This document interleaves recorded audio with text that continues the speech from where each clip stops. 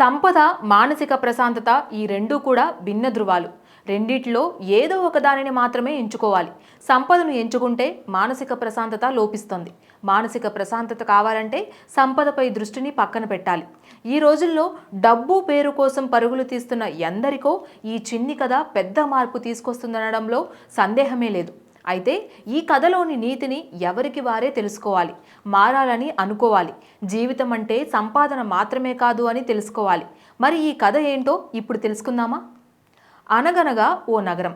ఆ నగరంలో ఓ వ్యాపారవేత్త నివసిస్తున్నాడు. ఏ వ్యాపారం చేసినా విజయం సాధిస్తూ వస్తున్నాడు. ఖరీదైన బంగ్లాలు, కార్లు, మేడలు, ఇంటి నిండా పని మనుషులు. ఇప్పటి మనిషి కోరుకునే జీవితాన్ని ఆ వ్యాపారవేత్త అనుభవిస్తున్నాడు. ఆ వ్యాపారి ఎంత బిజీగా ఉన్నాడంటే ఉదయం ఎప్పుడవుతుందో ఎప్పుడు రాత్రి అవుతుందో తెలియనంత బిజీగా మారిపోయాడు. పరిగెత్తి పరిగెత్తి అలసిపోయాడు. పైగా పోటీదారుల నుంచి వస్తున్న ఒత్తిడి మానసికంగా కుంగుబాటుకు గురిచేస్తుంది. తినేందుకు సరైన సమయం కూడా దొరకడం లేదు.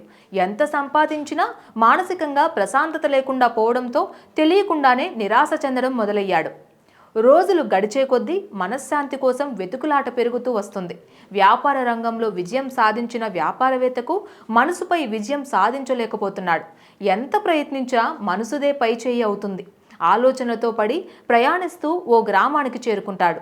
ఆ గ్రామంలో చివర ఓ ఆశ్రమం కనిపించింది. ఆశ్రమంలో ఓ సాధువు ప్రశాంతంగా కూర్చొని ధ్యానం చేసుకుంటూ ఉంటాడు. అతని ముఖంలో ఎక్కడా కూడా అశాంతి లేదు, కోపం, వికారం లేదు. ప్రశాంతతకు మారుపేరు ఈయనేనా అనిపించే విధంగా ఉన్నాడు. వెంటనే ఆ సాధువుతో మాట్లాడి తన బాధను ఏకరువు పెట్టాడు. భౌతికంగా జీవించేందుకు అవసరమైన అన్ని విలాస వస్తువులు తన వద్ద ఉన్నాయని, మంది మార్బలం, అర్ధబలం అంతా ఉందని, కానీ మానసిక ప్రశాంతత లేదని చెప్తాడు.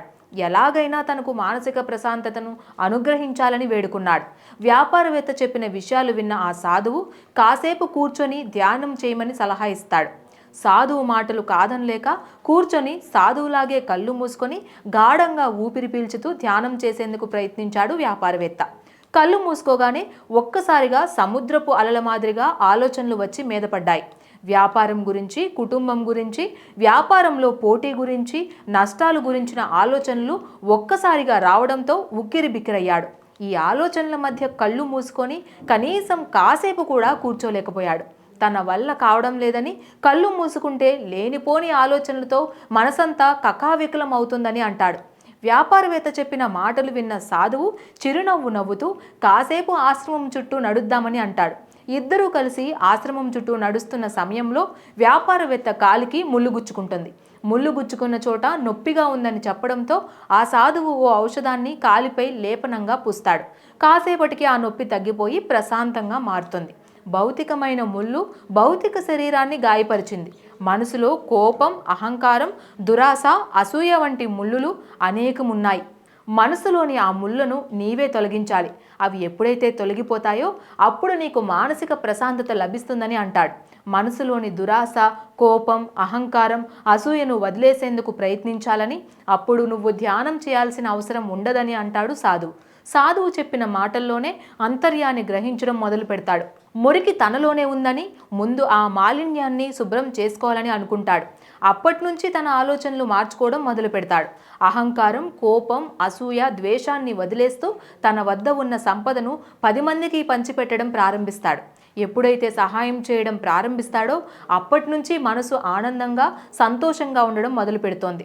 సేవతో మనసును మార్చుకోవచ్చునని తెలుసుకొని సేవకు ఎక్కువ ప్రాధాన్యత ఇస్తాడు వ్యాపారవేత్త. ఈ కథలో చెప్పినట్లుగా ప్రశాంతతను ఎవరికి వారే పొందాలి.